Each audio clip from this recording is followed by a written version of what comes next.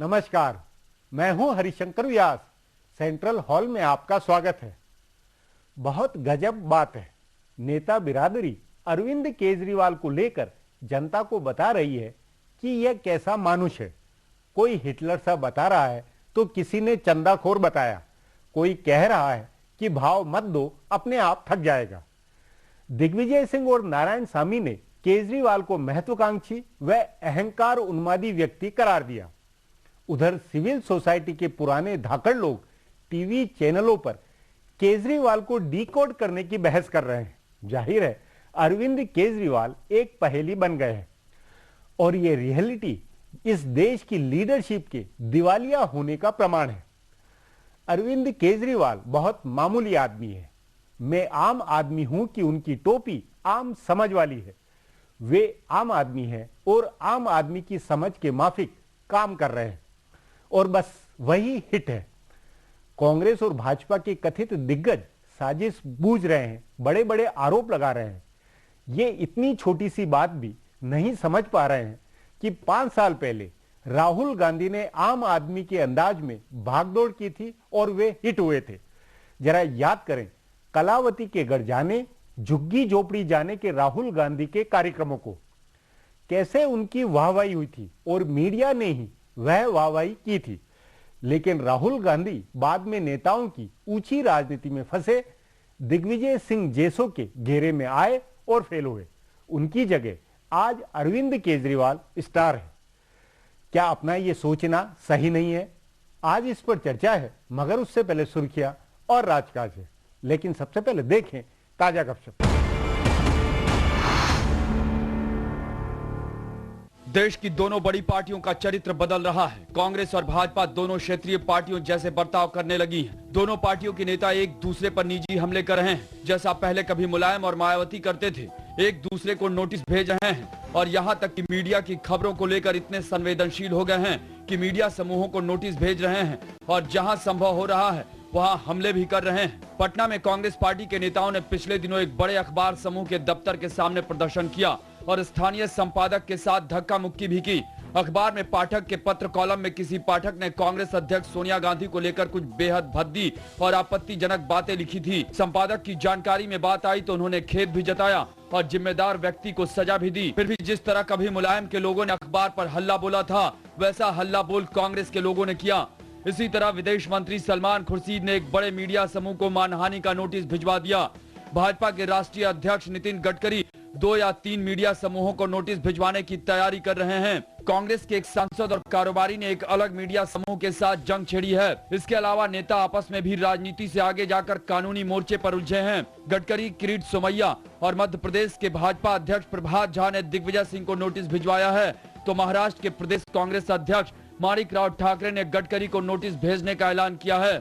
गुजरात के मुख्यमंत्री नरेंद्र मोदी ने केंद्रीय मंत्री शशि थरूर की पत्नी को लेकर बेहद भद्दी टिप्पणी की। भाजपा के दूसरे नेताओं ने भी इस विवाद को आगे बढ़ाया।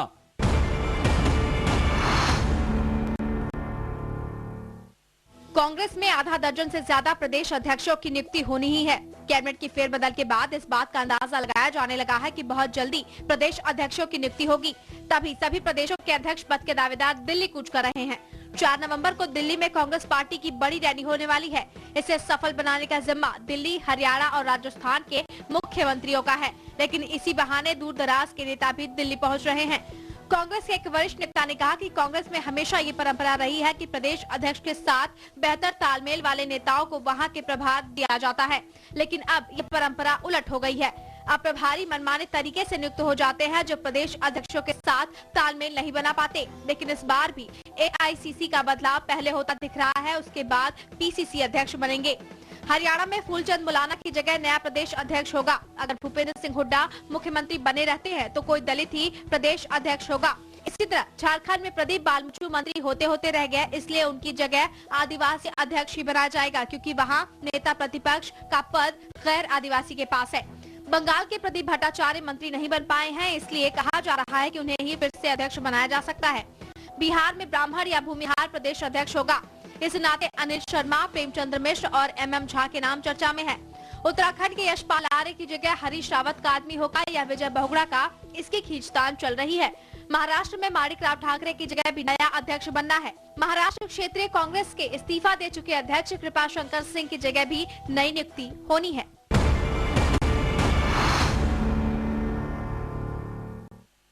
उत्तर प्रदेश की दोनों प्रादेशिक पार्टियां चुनाव की तैयारी में जुट गई हैं। कांग्रेस और भाजपा के मुकाबले समाजवादी पार्टी और बसपा तैयारियों में काफी आगे हैं।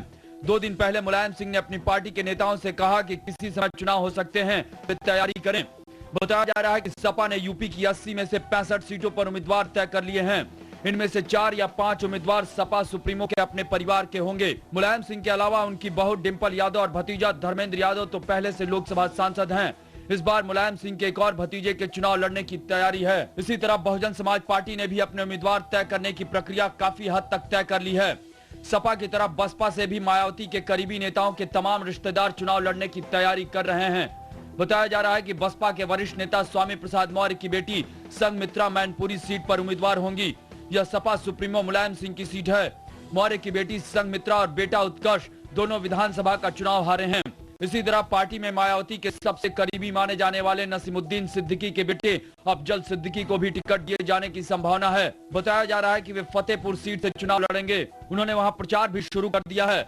नसीमुद्दीन सिद्दीकी की पत्नी भी एमएलसी हैं। सूत्रों के मुताबिक पार्टी के वरिष्ठ नेता रामवीर उपाध्याय के भाई मुकुल उपाध्याय गाजियाबाद सीट पर भाजपा के दिग्गज राजनाथ सिंह के खिलाफ चुनाव लड़ेंगे। रामवीर उपाध्याय की पत्नी सीमा पहले से फतेहपुर सिकरी से उम्मीदवार हैं। बताया जा रहा है कि बसपा की एमएलसी सविता सिंह के पति धीरेन्द्र प्रताप सिंह की भी लोकसभा टिकट तय हो गई है। अब सुर्खियां हैं, ये सुर्खियां लीक से हटकर है। ये राजनीति और देश की दशा दिशा की जानकारी देने के मकसद से। प्रधानमंत्री मनमोहन सिंह ने आज अरसे बाद अपने मंत्रिपरिषद की बैठक की। 28 अक्टूबर की यूपीए सरकार में 22 नए चेहरे शामिल किए गए थे। इसके बाद आज मनमोहन सिंह ने अपने सभी मंत्रियों की बैठक की और कहा कि विकास उनकी सरकार की प्राथमिकता है। उन्होंने कहा कि वे जानते हैं कि चुनाव में बहुत कम समय बचा है, फिर भी चूंकि वे राष्ट्र निर्माण के काम में लगे हैं, इसलिए उनकी प्राथमिकता देश के बुनियादी ढांचे का विकास करना है। प्रधानमंत्री ने कहा कि हर मंत्री अपने विभाग के अधूरे एजेंडे को पूरा करने के लिए काम करे।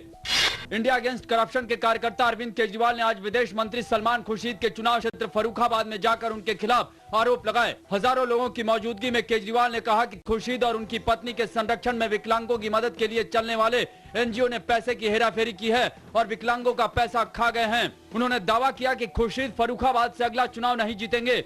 उन्होंने उस सीट से किसी विकलांग को उम्मीदवार बनाने का दावा किया। उनके भाषण से पहले खुर्शीद और इंडिया अगेंस्ट करप्शन के कार्यकर्ताओं के बीच झड़प भी हुई, जिसमें कुछ गाड़ियों के शीशे टूटे। केजरीवाल ने जब कहा था कि वे फर्रुखाबाद जाएंगे, उस समय खुर्शीद ने कहा था कि वे चले तो जाएंगे लेकिन लौटेंगे कैसे। लेकिन आज दिल्ली में खुर्शीद ने इस बारे में कुछ भी कहने से इनकार कर दिया। सूचना का अधिकार कानून में संशोधन के प्रस्ताव वाले मसौदे को केंद्र सरकार ने वापस लौटा दिया और साफ कर दिया कि इस कानून में कोई बदलाव नहीं होगा। संशोधन के मसौदे में कहा गया था कि सिर्फ सामाजिक और विकास से जुड़े मुद्दों पर ही कैबिनेट की फाइलों की नोटिंग सार्वजनिक की जाएगी। 2005 में यह कानून बना था और अगले ही साल यानी 2006 में इसमें बदलाव को कैबिनेट ने मंजूरी दे दी थी, लेकिन आज करीब 6 साल बाद यह मंजूरी वापस ले ली गई है। अब सुरक्षा, निजता और पेशेवर हितों को छोड़कर बाकी सभी मसलों पर नोटिंग सार्वजनिक की जाएगी। प्रणब मुखर्जी के राष्ट्रपति चुने जाने को चुनौती देने वाली पीएस संगमा की याचिका पर सुप्रीम कोर्ट की संविधान बेंच ने सुनवाई टाल दी है। चीफ जस्टिस अल्तमस कबीर की अगुवाई वाली 5 जजों की बेंच ने इस पर सुनवाई शुरू करने के लिए 20 नवंबर की तारीख तय की है। 20 नवंबर को संविधान बेंच सभी पक्षों को गुण दोष के आधार पर अपना पक्ष रखने का मौका देगी। उसके बाद इस मामले में नोटिस जारी किया जाएगा। पूर्व स्पीकर और प्रणब मुखर्जी के खिलाफ राष्ट्रपति का चुनाव लड़े संगमा ने अपनी याचिका में कहा है कि नामांकन करने के समय मुखर्जी लाभ के पद पर थे, इसलिए उनका चुनाव रद्द होना चाहिए। फिलहाल अब एक ब्रेक है, उसके बाद राजकाज की कुछ बातें होगी।